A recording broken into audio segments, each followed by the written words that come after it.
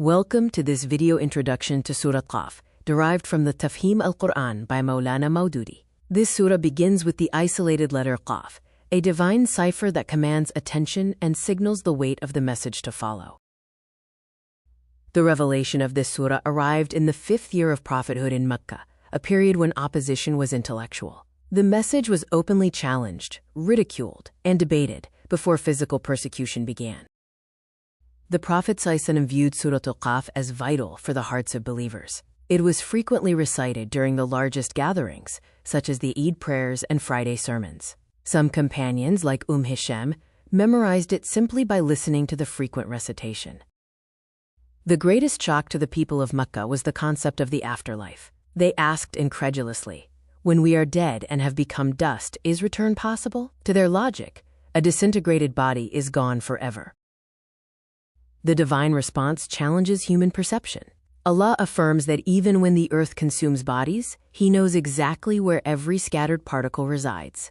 The gathering of these particles is as easy for the Creator as their initial creation. The denial of the afterlife often stems from a desire to live without purpose or judgment, like a camel without reins. This is a grave misunderstanding of the human condition, as we are not meant to wander unaccountable. Allah is not a distant observer. He is directly aware of every word spoken and action taken.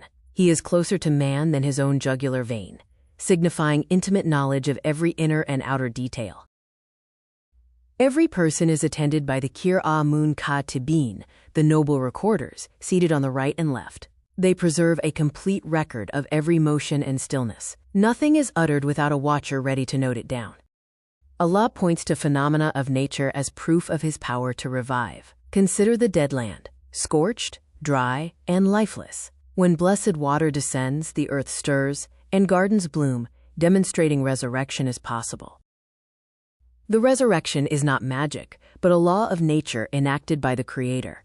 Just as vegetation is brought forth from the mud, humanity will be brought forth upon the final call. The logic of creation applies equally to the earth and the soul.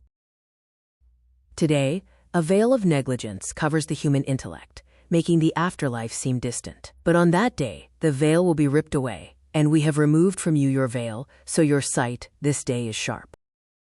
What was once considered a, quote, fable of the ancients will become a witnessed reality. Those who opposed the truth will face the hell they deemed impossible. Those who feared the merciful in the unseen will enter the promised paradise.